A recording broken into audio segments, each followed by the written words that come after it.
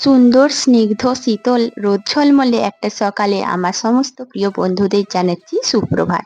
ছোট্ট একটা গ্রাম থেকে আমি মুনমুন তোমাদের জন্য নিয়ে চলে এসেছি ছোট্ট একটা ভিডিও। আর প্রতিদিনের মতন আজকের ভিডিওটাও খুব ছোট্ট। আশা করছি ভিডিওটা তোমাদের ভালো লাগবে, তাই পুরো ভিডিওটা তোমাদের দেখার জন্য অনুরোধ রইল।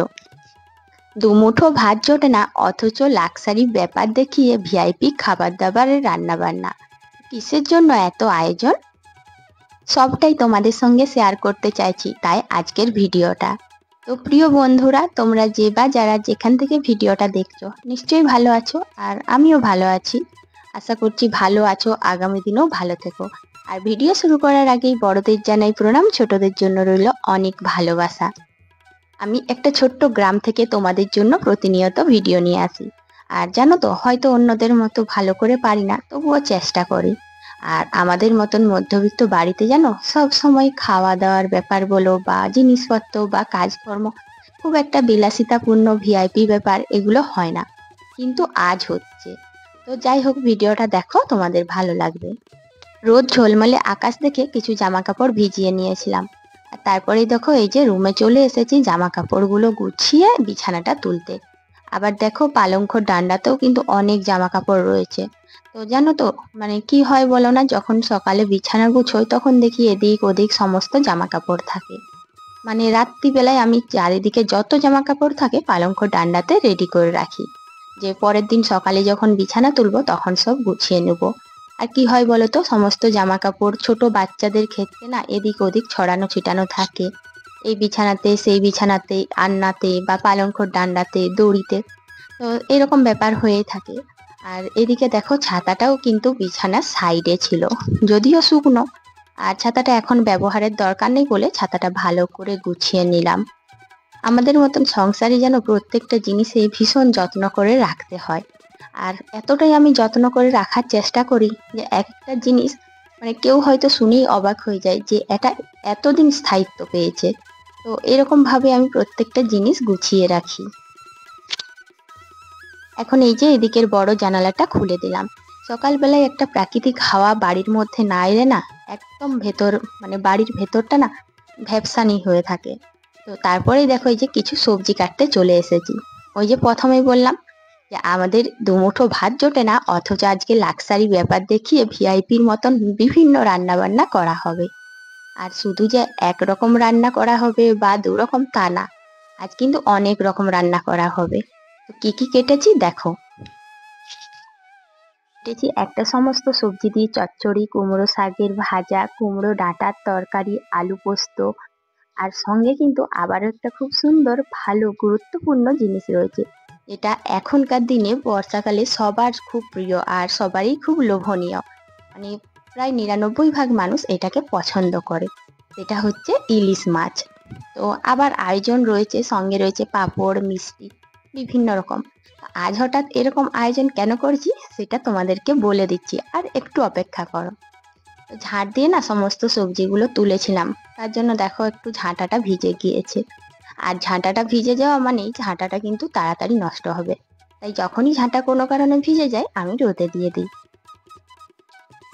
এই যে দেখো ইলিশ মাছ।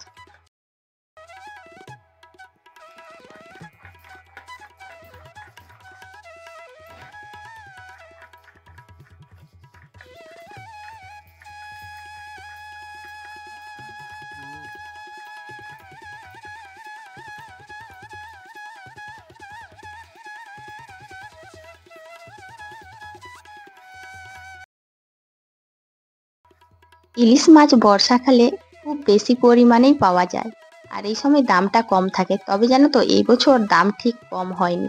আর অন্য বছরের মতন এই বছর কিন্তু আমাদের বাড়িতেও ইলিশ আনা হয়নি। আর আজকে কিন্তু ওই যে ভিআইপি খাবার হিসেবে ইলিশ আনা হয়েছে। আর সেই জন্য জানো, এই যে একটু সর্ষে বেটে নিচ্ছি।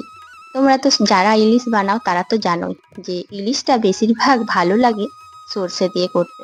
সর্ষে ইলিশ যদি ভাপা করা হয়, সেটা হয়ে গেলে ভাতে আর কোনো সবজির দরকার হয় না। আর আজকে বিশেষ কারণের জন্যই অনেকটা দাম দিয়ে ইলিশ আনা হয়েছে। একদিকে ভালোই হয়েছে, জানো অন্য বছর ইলিশ হয়, এই বছর কিন্তু আমাদের বাড়িতে একদিনও ইলিশ হয়নি। আর সেটা হয়নি কারণ আমাদের গ্রামে যারা মাছ বিক্রি করে তারা কিন্তু দামের জন্য ইলিশ আনেনি। আর শহরে গিয়ে সেখান থেকে আনতে আনতে ইলিশের অবস্থা খারাপ হয়ে যাবে। তো অনেকগুলো ইলিশ ছিল, আর আমার ছেলে কিন্তু ইলিশ মাছ খেতে চায় না, আর এমনি তো আমি দিতেও চাই না, কারণ ইলিশটা যত দামিয়েই হোক না, এটার কিন্তু গুণ কিছু নেই, কারণ এটা অনেক পুরনো, অনেক বাসি পচা মাছ। তো সেই জন্যই যেন ওকে একটা রুই মাছের পিস ভেজে দিয়েছি। একটাই কেনা হয়েছিল, বাকি আমরা তো সবাই ইলিশ খাবো। তো এত আয়োজন কেন বলো তো? আজকে বাড়িতে আসবে আমার ভাগনা, আর অনেকদিন পরেই আসছে। সত্যি বলতে কি বলতো, ভাগনা ভাগ্নি এরা এলে না বিভিন্ন রকম খাবার দাবার রান্না করে আমি খাওয়াতে পছন্দ করি। আর যে কোনো মানুষই যদি পরিবারে আসে, তখন না নিজেদের যা হয় তার থেকে অনেক বেশি খাবার দাবারের ব্যবস্থা করি। শুধু যে আমার ক্ষেত্রে তা না, প্রত্যেকটা বাড়িতে প্রত্যেকটা গৃহিণীকেই কিন্তু এইটা করতে হয়। যখনই বাড়িতে কোনো অতিথি আসে, কোনো নতুন সদস্য আসে, তখন কিন্তু তাদের জন্য আরেকটু বেশি আয়োজন করতে হয়। তো দেখো, ইলিশটা আমি একটু অল্প কাঁচা লঙ্কা আর ওই যে কালো জিরে দিয়ে করেছিলাম। আদা একটু দিয়েছিলাম, জিরে, কালো জিরে দিয়েছিলাম, আর হলুদ লবণ সব কিছু দিয়ে মশলার মতো কষেছিলাম। তো তারপরে যখন মশলাটা বেশ কিছুক্ষণ ফুটে গেল, তখন মাছগুলো দিয়ে দিচ্ছি। আর এইভাবেই যেন আমি ইলিশ ভাপাটা করি। প্রথমে কিন্তু সর্ষে দিই না, আর এই জলটার মধ্যে কিন্তু মাছটা দেওয়ার কারণ হচ্ছে এই মশলাটার সঙ্গে মাছটা বেশ কিছুক্ষণ ফুটবে। এতে করে কি বলতো, মশলাটাও বেশ ভালো ফুটে যাবে, অনেকক্ষণ গন্ধ থাকবে না, আর সঙ্গে মাছটাও কিন্তু সেদ্ধ হয়ে যাবে। আজকে যারা আমার চ্যানেলে নতুন এসেছো, আমার পুরো ভিডিওটা দেখে যদি একটু ভালো লাগে, যদি গ্রাম্য পরিবেশের সমস্ত কিছু দেখতে চাও, তাহলে অবশ্যই আমার চ্যানেলটাই লাইক কমেন্ট করে পাশে থেকো। আর দেখো, এখন কিন্তু অনেকটাই সেদ্ধ হয়ে গেছিল, প্রায় 2-3 মিনিট হয়ে গেছিল, তাই সর্ষেটা দিয়ে দিলাম। আর হ্যাঁ, আমি কিন্তু সর্ষেটা একটু বাটার পরে ছেঁকে নিয়েছিলাম, মানে সর্ষের খোসাগুলো ফেলে দিয়েছি। এতে করে কি বলতো, তরকারিটা খুব সুন্দর হবে আর তেতেও লাগবে না। তারপরে এই যে ইলিশ ভাপা হয়ে গেছে, আর পরে একটু এই যে দিয়ে দিলাম কাঁচা লঙ্কা, আর দেব কাঁচা তেল।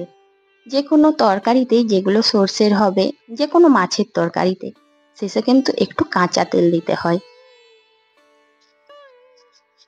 ইলিশ ভাপাটা আমি ঢাকা দিয়ে দিচ্ছি, রান্না হয়ে গেছে।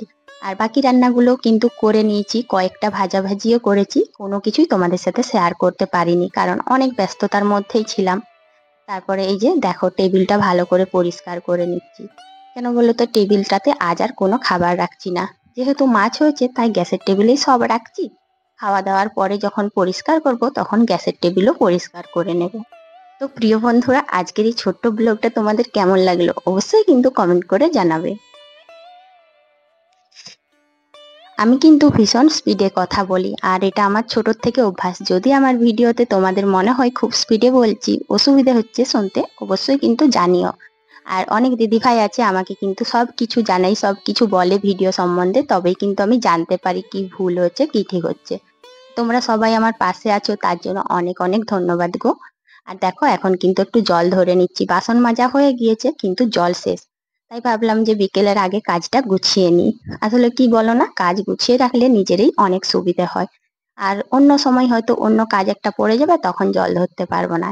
জল ধরার কাজ তো বাকি রাখতে নেই, তাই জলটা আমি ধরে নিচ্ছি। তো প্রিয় বন্ধুরা, আজকের এই ছোট্ট ভিডিওটা সঙ্গে থাকার জন্য অনেক অনেক ধন্যবাদ। কাল আবার একটা নতুন ভিডিও নিয়ে তোমাদের সাথে দেখা হবে। টাটা।